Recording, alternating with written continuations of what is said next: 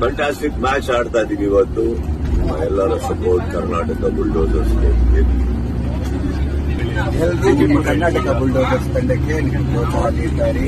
ನಿಮಗೋಸ್ಕರ ನಾವು One big cheers to all of us on Bulldozers are back!